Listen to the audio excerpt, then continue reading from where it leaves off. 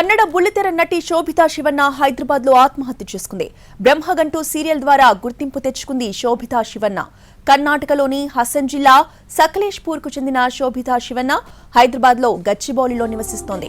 2023 మేలో ఆమె పెళ్లి చేసుకుంది.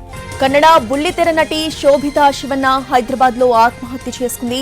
బ్రహ్మగంటూ సీరియల్ ద్వారా ఆమె గుర్తింపు తెచ్చుకుంది.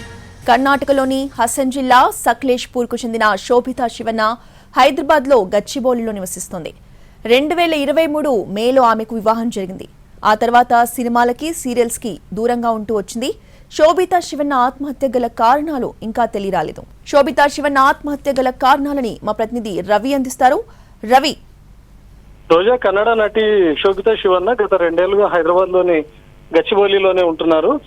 పెళ్లి తర్వాత తను సినిమాలకు సీరియల్స్ కు దూరంగా ఉంటున్నట్లుగా తెలుస్తోంది. తను కన్నడలో చాలా సినిమాల్లో సీరియల్స్ లో కూడా నటించారు. తెలుగులో కూడా కొన్ని ఆఫర్స్ వచ్చినట్లుగా తెలుస్తోంది. తెలుగులో ఒక సీరియల్లో ప్రస్తుతం నటించినట్లుగా కూడా తెలిసింది, కానీ అది ఇంకా ఆన్ ఎయిర్ అవ్వలేదు. అయితే ఎప్పుడైతే పెళ్లి జరిగిందో తను 2 ఏళ్లుగా సినిమాలకు సీరియల్స్ గా దూరంగా ఉంటుందని మాత్రమే ప్రస్తుతం అందుతున్నటువంటి సమాచారం. నిన్న తను ఉంటున్నటువంటి ఫ్లాట్ లోనే సూసైడ్ చేసుకున్నట్లుగా తెలుస్తోంది. తన మృతదేహాన్ని పోస్ట్మార్టం నిమిత్తం తరలించారు. బెంగళూరులో ఉంటున్నటువంటి కుటుంబ సభ్యులు ప్రస్తుతం హైదరాబాద్ కు చేరుకుంటున్నారు.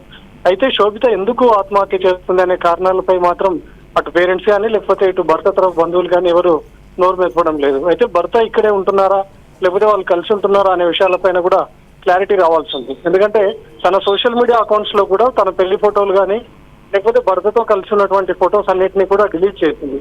సో ఇద్దరు ఏదైనా కారణాల వల్ల లేకపోతే ఇద్దరి మధ్య ఏమైనా తగాదాలు వచ్చి దూరంగా ఉంటున్నారా లేకపోతే భర్తతో కలిసి ఉంటున్నా కూడా ఆ ఫొటోస్ అన్నిటిని కూడా ఎందుకు డిలీట్ చేయాల్సి వచ్చింది అనే దానిపైన కూడా పోలీసుల దర్యాప్తు కొనసాగుతుంది.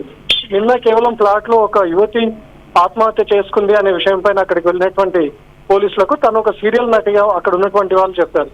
దాని ఆధారంగా దర్యాప్తు చేస్తే తను కన్నడ సీరియల్ నటిగా కూడా తెలిసింది. దానిపైన ఇంకా గచ్చిబౌలి పోలీసులు కేసు నమోదు చేసుకుని దర్యాప్తు చేస్తున్నారు. రోజా, రైట్, థ్యాంక్ యూ రవి.